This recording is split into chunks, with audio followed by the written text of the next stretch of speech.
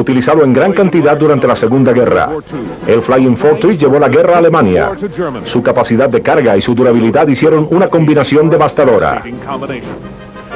Con los B-17, el alma y corazón de la campaña de bombardeos lastimaron la fuerza del poder central donde más les dolía. Hoy, en alas, nos elevamos alto en el Boeing B-17 Flying Fortress.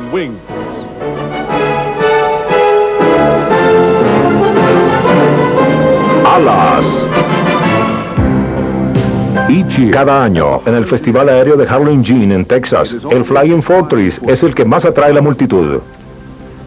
Apreciado por su tradición, el Boeing B-17 es más una leyenda que un avión. Pero la leyenda es tanto de los hombres como de la aeronave. Hombres de visión y hombres de valor. Primero que todo, el general Billy Mitchell. Su experiencia en la Primera Guerra lo convenció de que el poder aéreo era la única manera de proteger a los Estados Unidos en cualquier guerra futura. Mitchell creía que el ganador del siguiente conflicto mundial sería la nación que tuviera mayor poderío aéreo. Su estrategia de guerra aérea, que propugnaba por el bombardeo de blancos navales, y sus ideas radicales lo llevaron a tener conflictos con la Marina y con los políticos, lo cual eventualmente le costó su carrera. Pero antes logró demostrar su razón sobre el Ostfriesland, un barco alemán capturado. Desde 1930 se hicieron comunes los avances sorprendentes en el diseño de bombarderos. La frágil tecnología del biplano de la Primera Guerra se hizo a un lado por nuevos monoplanos de metal, empezando con el Boeing B-9. Pero la financiación para la aviación militar siempre era insuficiente. Era difícil visualizar el papel del bombardero en un país comprometido con la paz, especialmente ahora que la Marina había exigido la responsabilidad de entenderse con todo barco enemigo en el mar. Las rivalidades de esa época en el interior del servicio tuvieron una influencia continua sobre el desarrollo del bombardero, las cuales permanecieron a lo largo de los años 30, pero estaban de acuerdo en que tenía que existir algún poder del bombardero, aun cuando fuera una fortaleza falsa.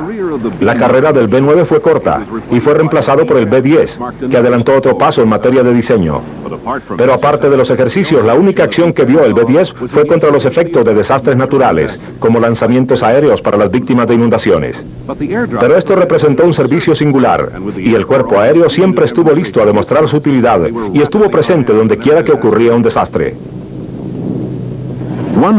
En 1933 se produjo un avance importante cuando el ejército solicitó un diseño de avión que pudiera cargar 1 tonelada de bombas hasta por 8.000 kilómetros.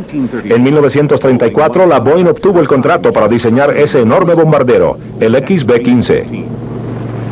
Se esperaba que este avión tuviera alcance suficiente para atacar no solo a flotas enemigas, sino a países extranjeros. Así que allí no había conflictos con la Marina. El XB-15 no se terminó hasta 1937.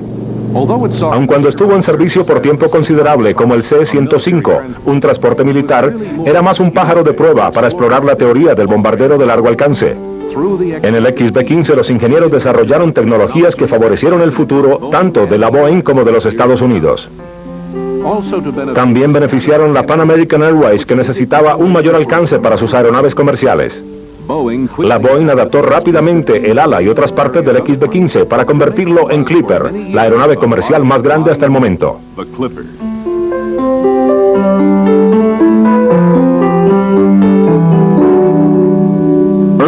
A comienzos de 1934, el ejército solicitó diseños para reemplazar el B-10. Querían un avión que tuviera el doble de capacidad de alcance y de carga. Esta decisión se hacía sobre la base de la competencia entre prototipos manufacturados a cargo del fabricante. La Boeing, escasa de capital, enfrentaba un dilema. Tenía la ventaja del B-15 ya diseñado y con una ala probada que podía disminuirse. Pero eso mismo ataba el avión a un formato de 4 motores, frente a la opinión común de que los aviones de 4 motores eran costosos y difíciles de volar. Al incorporar características de su exitosa aeronave, el modelo 247, y al aprovechar los avances hechos en el desarrollo del XB-15, su avión demostraría ser relativamente fácil de volar. Utilizando la fuerza adicional, no para aumentar el tamaño del avión, sino su desempeño. Mediante una serie de pruebas, el diseño se refinó y se convirtió en el modelo Boeing 299.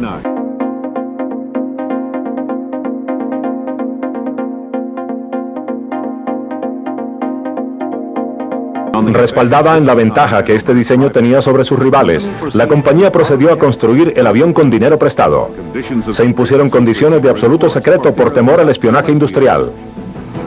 Con la ventaja de su diseño, la Boeing no tenía ningún deseo de revelar su triunfo con anticipación.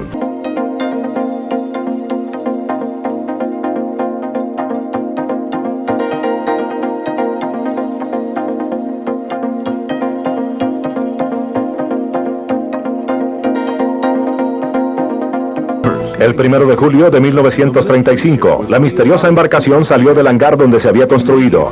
Inmediatamente se hizo notoria la superioridad del bombardero más avanzado de la época. Armado con 5 ametralladoras y capaz de llevar 2,5 toneladas de bombas y alcanzar más de 3.000 kilómetros, era el claro comienzo de una nueva generación de bombarderos.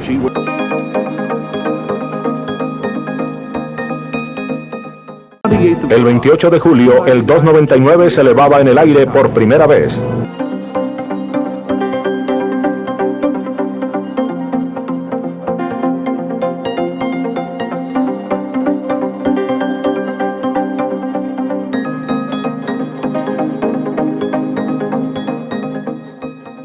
La Boeing había proclamado antes del vuelo: tenemos un ganador. En el momento en que el 299 aterrizó tras su primer vuelo, era evidente que la Boeing lo había subestimado.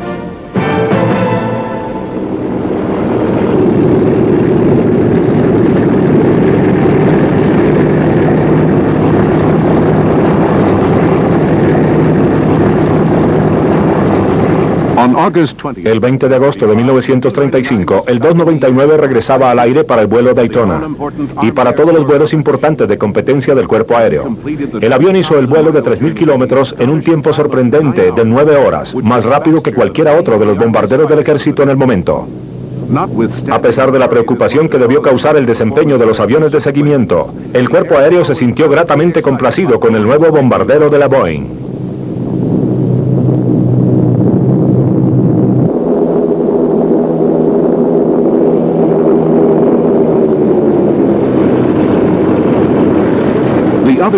Los otros 2 prototipos en la competencia eran modificaciones de aviones existentes.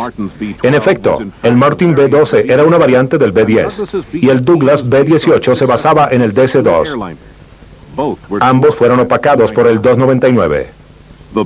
El B-28 compartía la rudeza del DC-2 y entró a la historia. Cuando el conflicto llegó, había sido sobrepasado. Modificado como avión antisubmarino, pasó la guerra patrullando las costas norteamericanas. Cuando la competencia comenzó, el modelo 299 fue rebautizado como el B-17. A medida que continuaban las pruebas bajo estricto control para dar cumplimiento a todas las especificaciones que había establecido el ejército, ocurrió el desastre. Antes del decolaje, el piloto olvidó liberar los seguros de las superficies de control y el avión cayó a tierra. A causa de esto, el intachable diseño del 299 no pudo terminar las pruebas por falta de un avión de reemplazo disponible.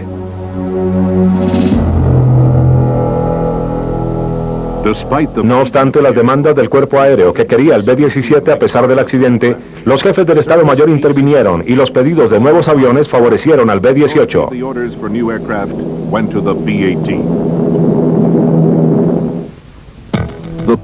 Sin embargo, las súplicas del cuerpo aéreo no fueron en vano y se firmó un pedido a la Boeing por 13 aviones que se conocieron como los JB-17. Los ingenieros literalmente regresaron a las mesas de dibujo para incorporar enormes modificaciones. De nuevo les tomó 11 meses producir el primer avión, que tenía 2 metros más de largo y 1 tonelada más de peso que el 299. Con una producción tan reducida, cada JB-17 se producía virtualmente a mano. Desde el momento en que el ejército puso las manos sobre el Fort Reese, mantuvo ocupados los aviones. El general Frank Andrews, jefe del cuerpo aéreo GHQ, estaba decidido a demostrar que era posible ganar el apoyo público para la expansión del cuerpo.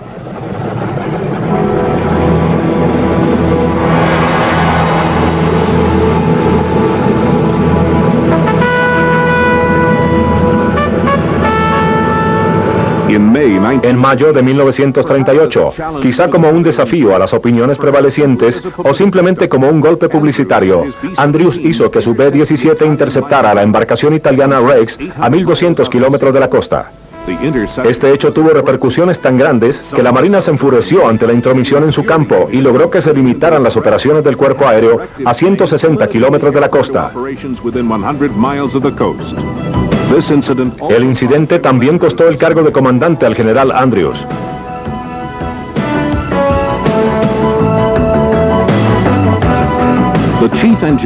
El ingeniero jefe de vuelo que interceptó al Rex, Curtis LeMay, fue otro de los hombres que tuvo gran influencia no solo en la historia del B-17, sino más aún en la implementación exitosa de toda la teoría del bombardero estratégico. Mientras tanto, la evolución del B-17 continuó con el B-17B. El modelo B tenía 1.500 kilos más de peso que el YB-17 y lo superaba en velocidad en más de 60 kilómetros por hora. Con armamento diferente y otras modificaciones, reflejaba el cambio constante en el desarrollo que acompañaría al B-17 a través de su vida productiva. Muy importante, sus motores estaban ahora sobrecargados, lo que permitía mayor altura y velocidad. Los cambios llegaron justo a tiempo, porque en 1939 comenzaba la Segunda Guerra Mundial.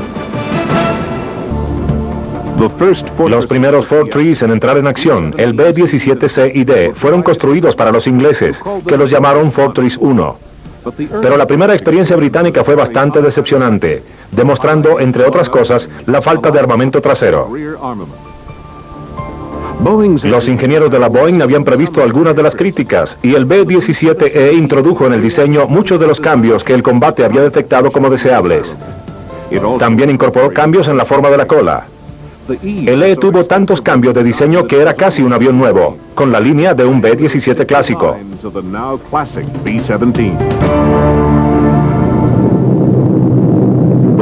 El Fortress se erizaba con 50 ametralladoras calibre 50. Teóricamente podía defenderse contra cualquier enemigo. Estaba armado con ametralladoras que disparaban desde la cintura, desde la cola, desde la torre superior, la torre inferior y más armas aún al frente del avión. Pero cuando los Estados Unidos se vieron obligados a entrar a la Segunda Guerra, luego de los acontecimientos de Pearl Harbor, solo estaban disponibles los primeros modelos.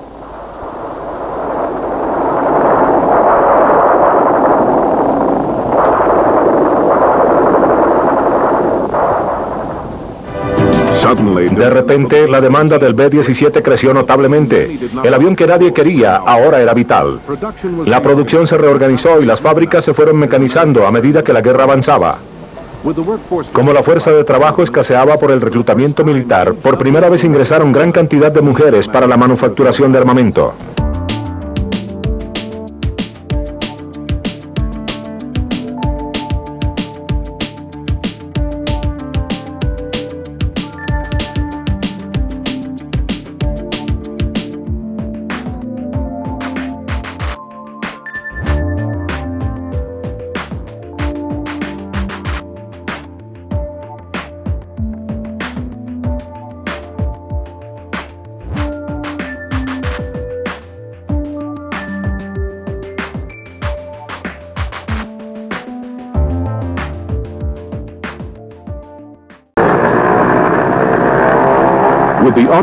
Con la automatización de tantos procesos que anteriormente se desarrollaban a escala manual, la velocidad en la producción alcanzó niveles que solo unos años antes hubieran sido impensables. En el momento cumbre de la producción del B-17, las tres compañías involucradas construían 130 por semana, de los cuales 60 salían de la planta de producción de la Boeing en Seattle. Tan pronto salían de la planta, los Flying Fortress se enviaban a la acción.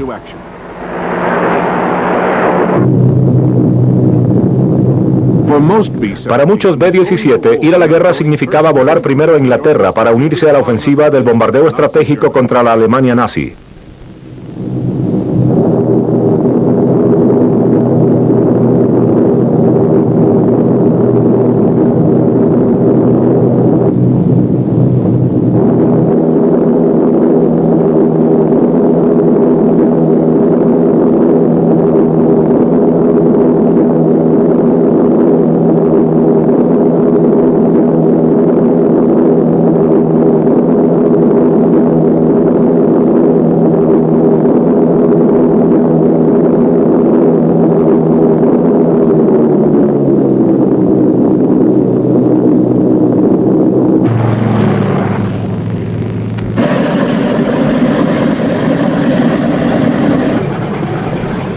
La tripulación en tierra trabajaba incansablemente en los Fortress para tenerlos listos para sus misiones sobre territorio enemigo, asegurándose de que los aviones ofrecieran las mejores posibilidades de éxito y supervivencia.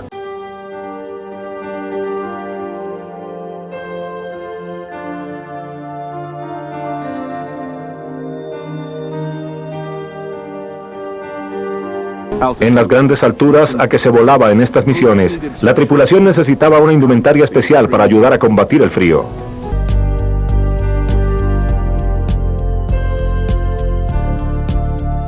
A medida que continuaban los preparativos para el ataque, las bombas se cargaban en sus receptáculos, las ametralladoras se armaban con munición recién desempacada, y cada uno de los hombres se preparaba al mismo tiempo que alistaba su equipo.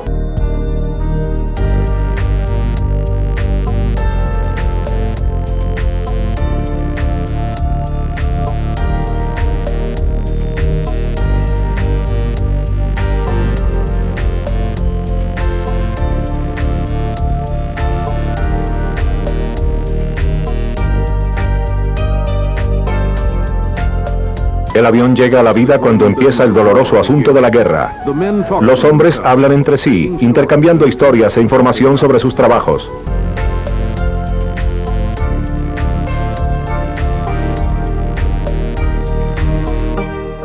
Los pilotos se involucran en discusiones de último minuto con los oficiales de campo.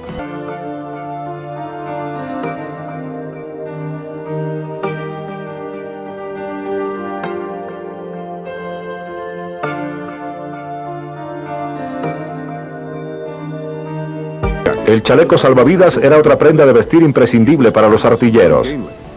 Era engorroso y poco elegante, pero salvó muchas vidas.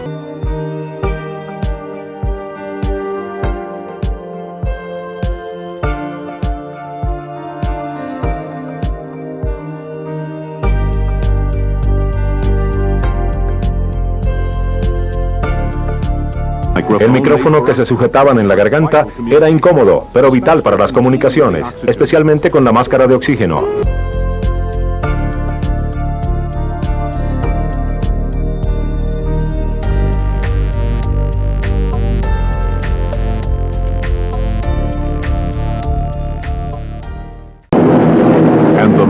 Y la misión estaba en camino.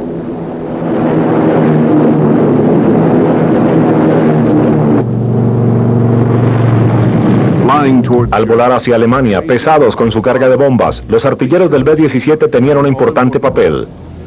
Su presteza y habilidad eran la única protección del avión.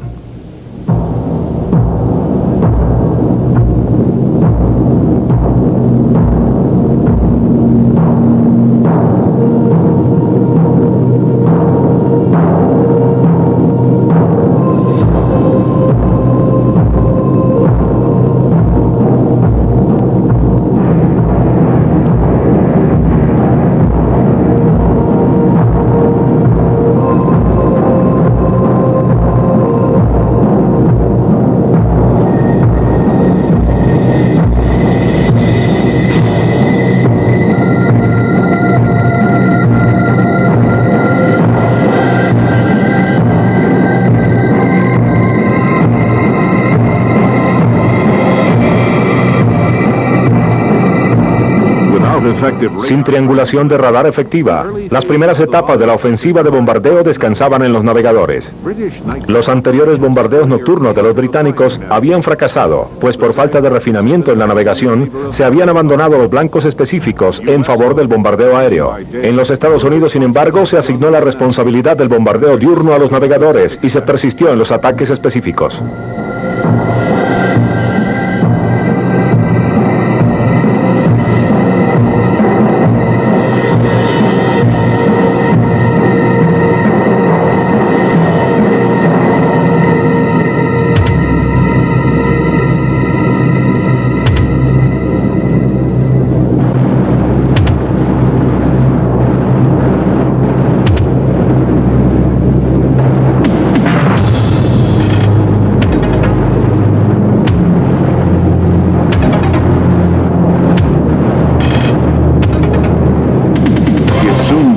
Pronto se hizo evidente que las expectativas oficiales de que el B-17 podía alcanzar su blanco y regresar eran bastante optimistas.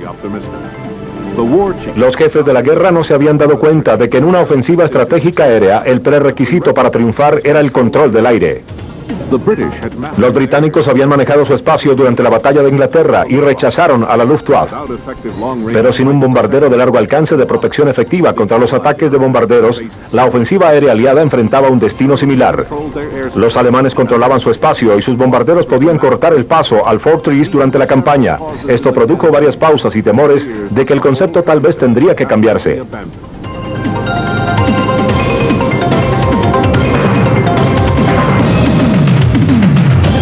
En muchas misiones fueron aniquilados escuadrones completos y las pérdidas se incrementaron en proporciones considerables. Muchos hombres deben la vida a la increíble habilidad del B-17 para absorber el daño y continuar el vuelo, sin importar lo difícil del viaje.